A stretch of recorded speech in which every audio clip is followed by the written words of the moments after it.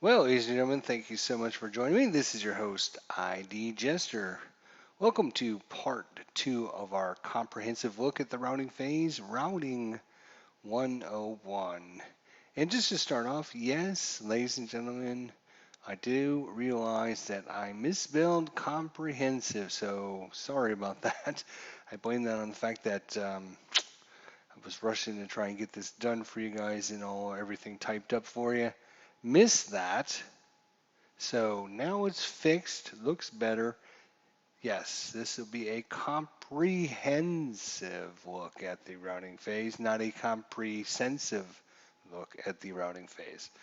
Anyways, if you watched part one, hopefully you guys enjoyed that, learned some good information. We talked about section 10.5 of the rule book, specifically about routing. We talked about the different situations. And what I decided to do in between episodes here is just basically create my own rule book for it because, as I said in the first part of this series, that the rules are a little over the top and a little wordy and they don't really make sense. And I think that's why a lot of people have issues with the route phase. So if I was going to write the rule book, I would have this for section 10.5 routing, not all of that other malarkey that they have. A broken unit must route if A, if not in melee and in an open hex and within normal range and line of sight of a known enemy unit that is not in melee. B is adjacent or same location to a non-broken and armed enemy unit. C, if in a blaze, which is section B25.4. All other broken units may route. So that would be my detailed explanation for the routes and who must or who may route. Now, some of that is covered in the next paragraph here. In fact, you can see the part that we hadn't even talked about is in that next section. Otherwise, a broken unit must route only if in a blaze, which we just talked about. This is another exception. So why is this not up here with the actual routing part of it? I don't know.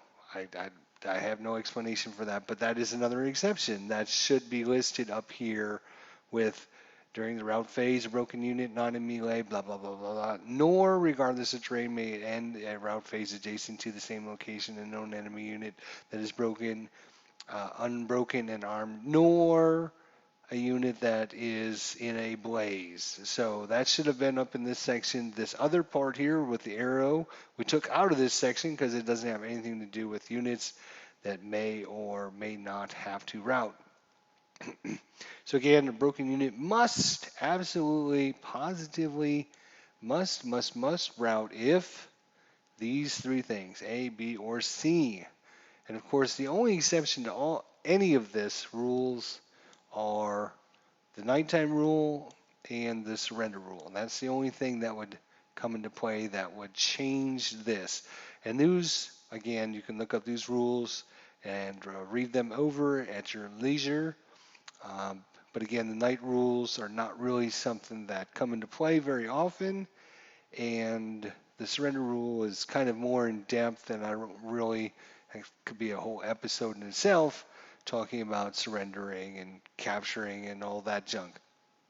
So I don't really want to delve into too much of that information during our video series because we're trying to stay focused and look just at the route phase. So let's look at the next section, the next paragraph, and then we're going to start delving into, in the next episode, we're going to start delving into the direction of the route, which is ultra important. So first part of this, obviously, a unit, otherwise a broken unit must route only if in a blaze. So we're going to put that one in blue. Sure, that sounds good. A broken unit may route if currently under DM. All broken units, including conscripts, other than wounded single man counters, have 6 movement factors to use in the route phase, and this amount can never be increased. So all broken units, including conscripts, other than wounded single man counters, have 6 movement factors.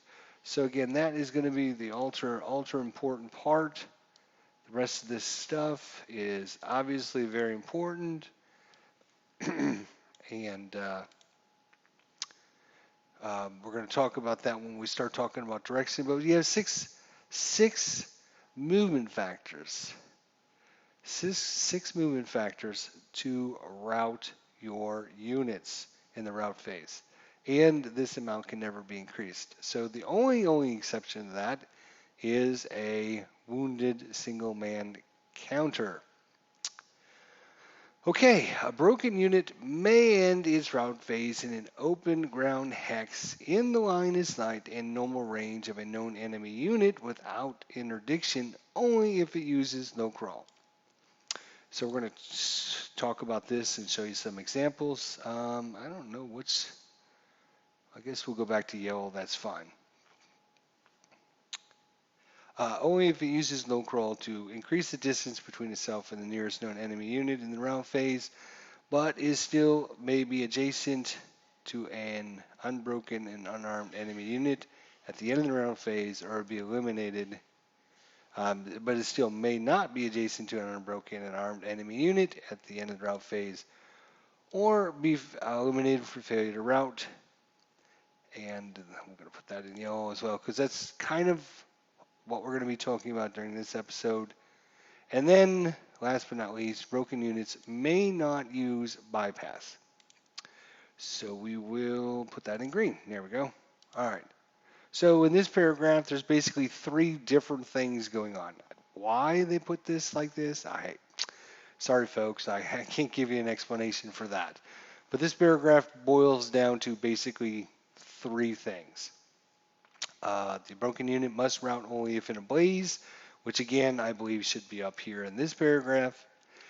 Then you have this ultra important part here, and then you have broken units may not use bypass.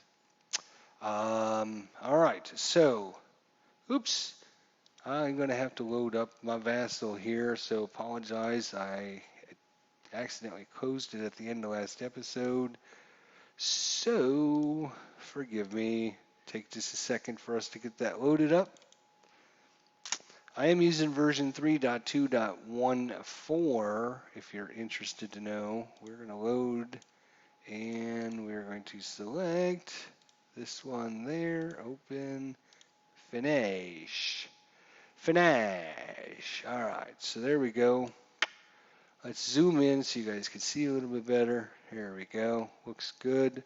We got our German unit there, or our German, our phase counter with our German showing whose turn it is. All right, so let's put this back on top. Thank you. All right, so let's look at this. So a broken unit may route if currently under DM. All broken units, including conscripts other than a wounded single man counter, have 6 movement factors to use in the route phase. This amount can never be increased. And this part, broken units may not use bypass, should actually go up right here. Bling. That should go there because it talks about the movement points. This should go up with this sentence, or this part of the sentence. All right, so what does that mean? What does that mean? What does that mean? You might be saying to yourself. All right, so that's an American. Let's move him out of the way. There we go. Let's bring out a German player that is broken. Here we go. All right. So here I am. We're in the German attack phase of the turn. So he must route his units first. And again, the only units we're considering are these 2 units in the middle. Everything else on the edge, on the sidelines here, is just placeholders for me. So just ignore them. They're not on the map. They don't count. None of the rules apply to them. Just the ones here in the middle. So obviously, this unit here can choose. Well, let's find out. Does this unit have to route? Must it route or may it route? So let's look. Um, is it uh, is it adjacent or in the same location as a non-broken armed enemy unit? Well, oops, no, it's not adjacent. All right, so doesn't apply there. Let's see if this applies. If not in melee and in an open hex within normal range and line of sight of a known enemy unit, that's not a melee. Well, does that apply? Oops. Well, we're in normal range, but we're not in the open. We're in a wood hex. So that doesn't apply either. And I'm not in a blaze. So I go from must route to may route because A, B, and C did not apply to me. None of these applied. So if none of these apply, I may route. I don't have to. I can choose to route. I don't have to. I don't have to route. I'm not forced to, but I can choose to route. Yeah, let's just assume I choose to route away. I have 6 movement factors that I can use for my unit. So obviously, I can choose to move there for 2 movement points, 2 movement factors. Sorry. I can choose to move there for 2 more, so that's 4 movement factors, and then I can choose to move there for 6 movement factors, so 2, 4, 6. I could choose just to move here for 2 movement factors and stop. I could choose to move 2 movement factors, 4 movement factors, and choose to stop. So I have 6 movement factors.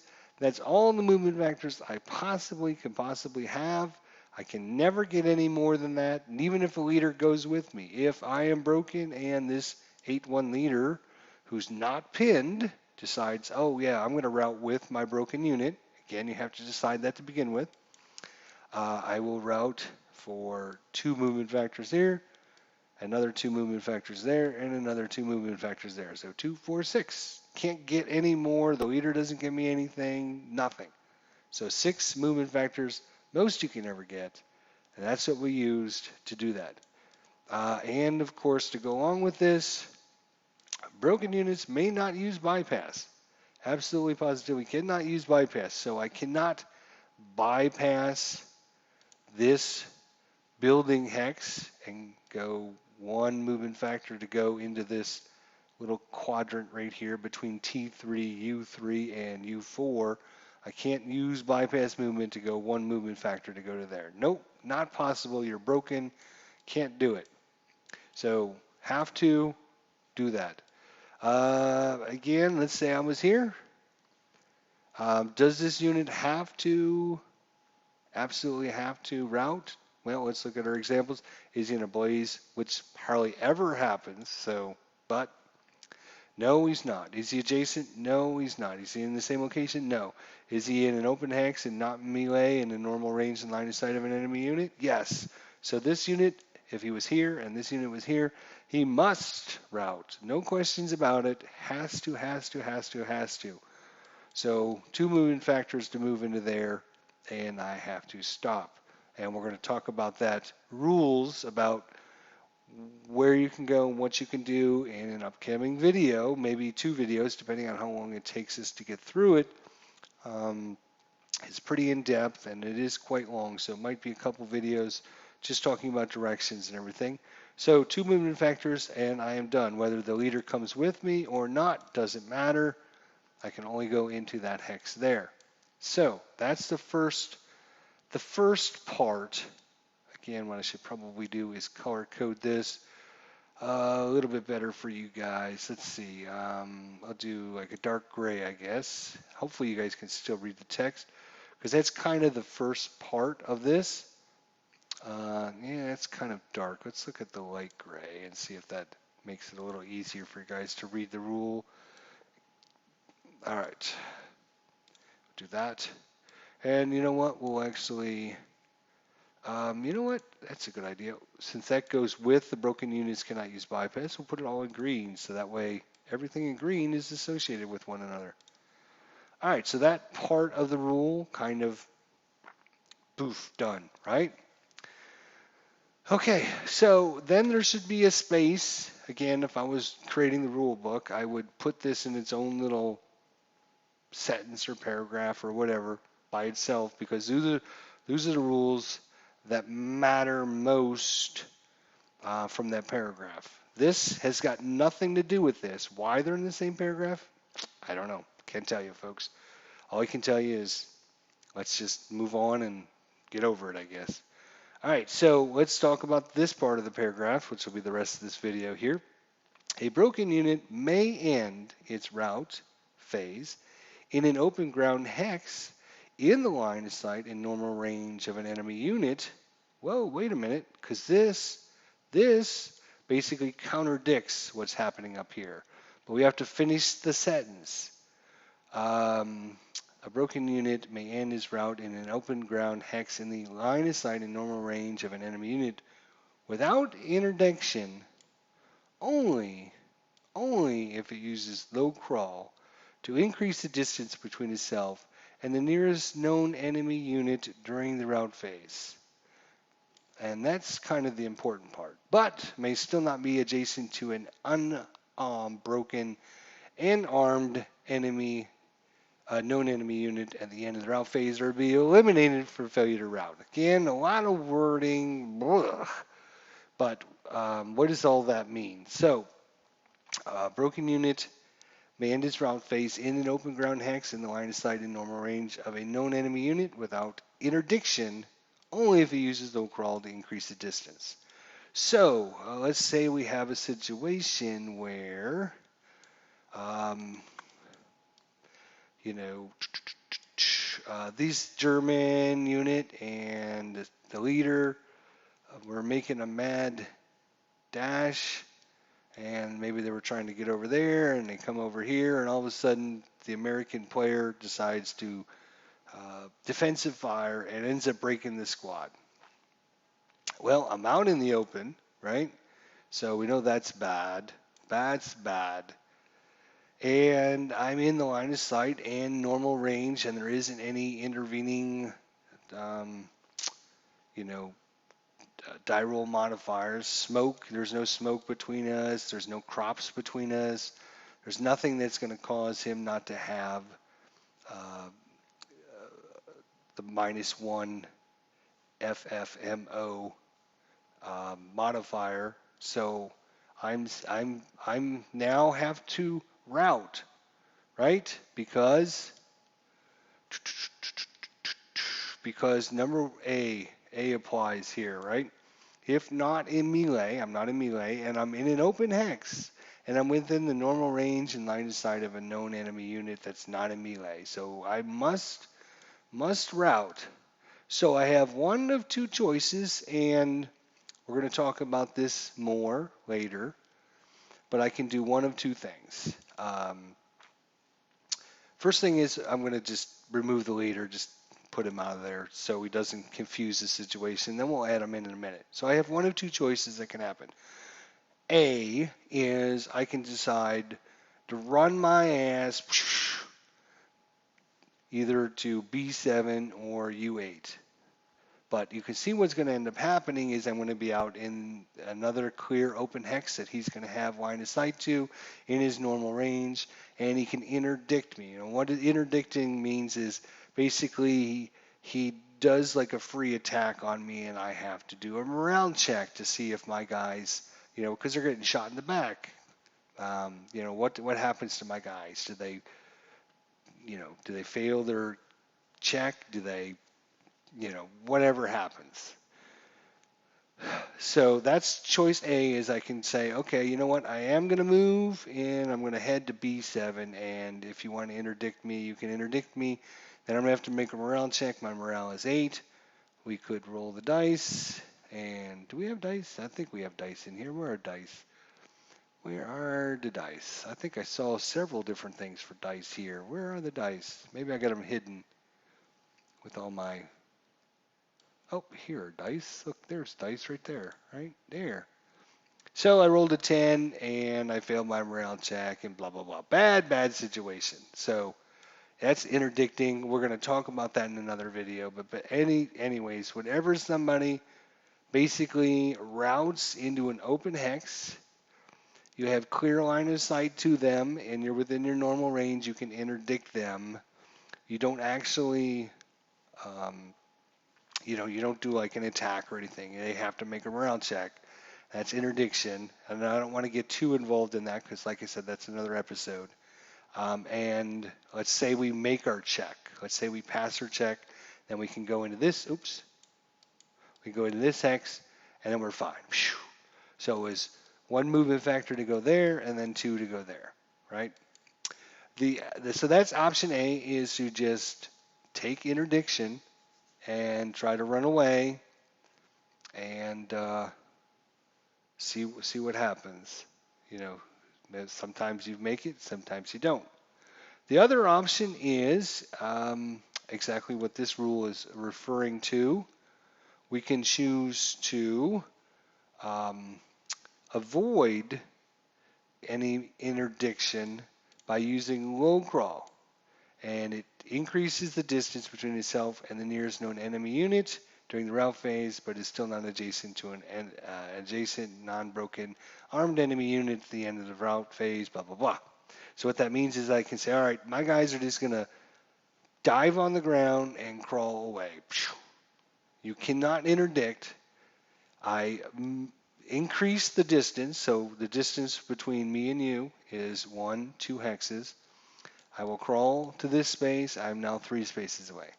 I can also crawl to this space because I'm 3 spaces away, and I can also crawl from here to here. So if I low crawl away, you cannot interdict me, so you don't get your free attack, but I can only move into an adjacent space. That's all I can do. I can't continue moving. I can't then go into this space. I got 1 space and 1 space only. That's it. So the last part of this is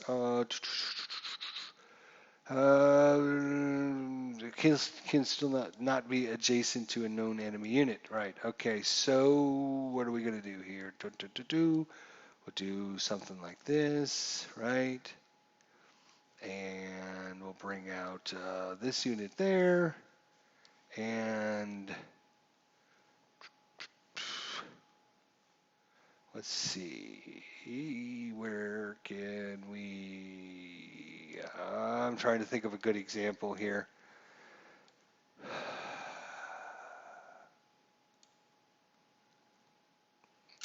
Okay, here we go. That's kind of a good example.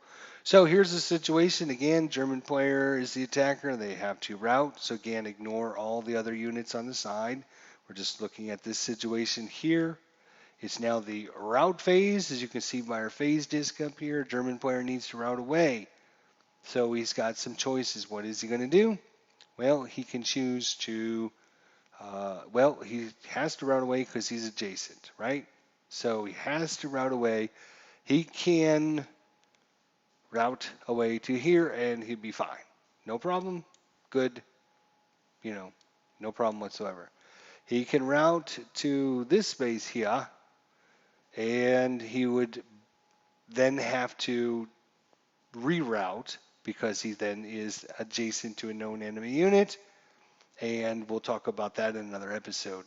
But the other thing is he could then low crawl into this space here, which is out in the open, even though he's within normal line of sight and range of several units. But he has to declare the low crawl first and low crawl out into the open there. Not exactly the best example. Let's see if we can...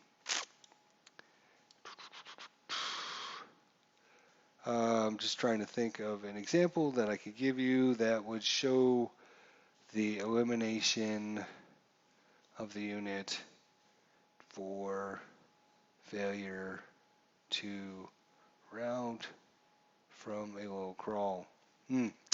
I just can't think of one real good one off the bat, but basically you can see what's going on. It doesn't matter if this guy is adjacent or not. You're out in the open. We'll assume you're here. And yeah, we'll just put that guy away. So again, normal range, line of sight, enemy unit.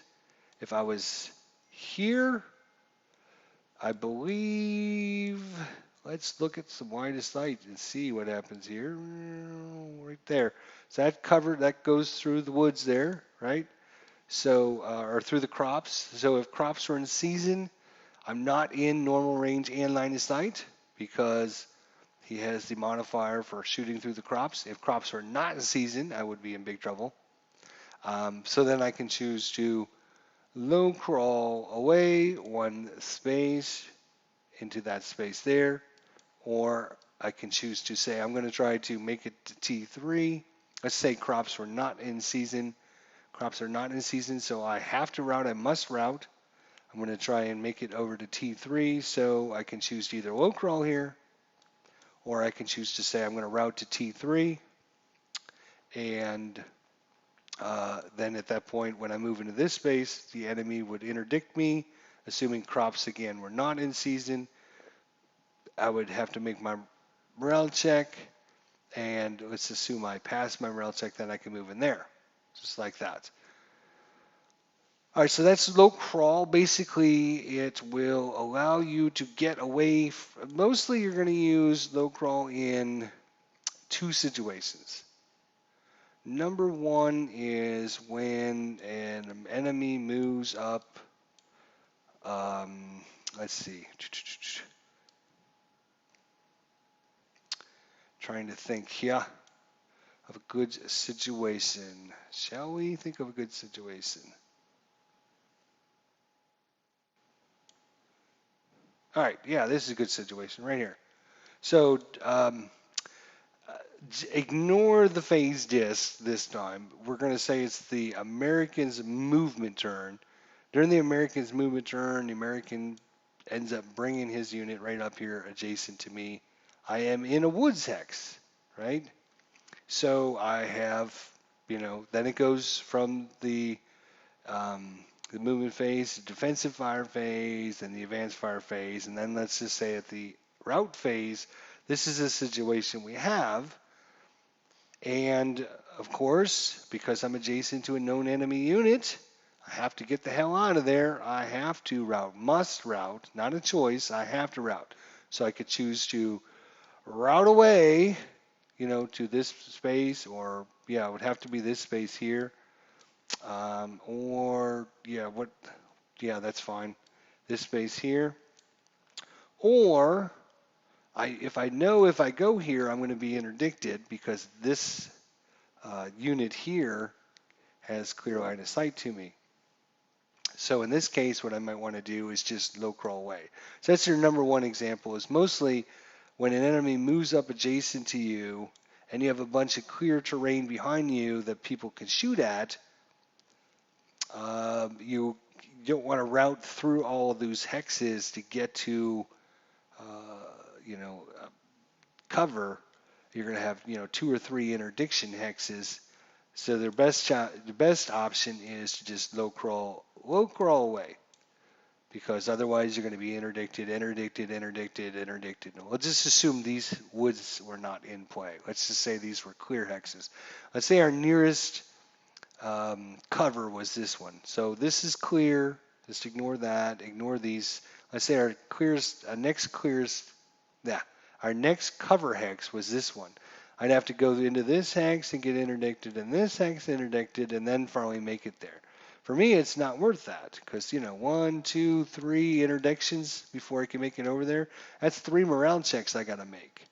So in that case, you're going to want to just low crawl away. So that's normally when you use low crawl. That's the first example of a low crawl situation, is where you're in a hex when an enemy moves up to you and you have lots of clear spaces behind you that enemies can shoot into, and you don't want to take lots of interdiction attacks. You want to just low crawl and, not have to make all these morale checks.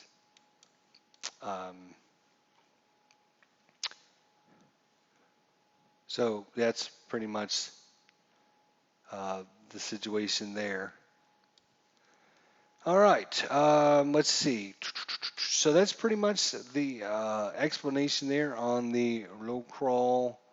You must, if If you don't want them interdicting you, again, we're going to talk about interdiction specifically in its own video. That's why I'm not getting into too much details. But you want to use low crawl to get away from them. You must increase the distance between yourself and the nearest known enemy unit. So that means I can't. Um, let's see. What's a good example?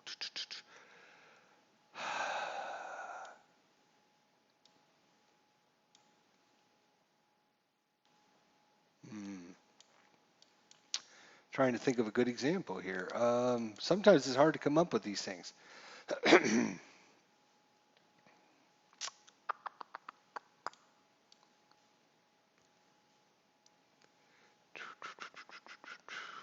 Especially with hexagonal.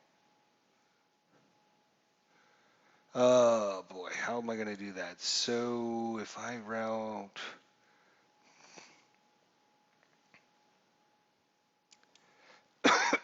Oh, okay, here's a good example.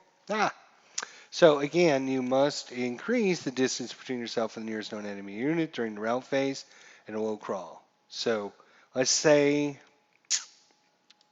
let's go.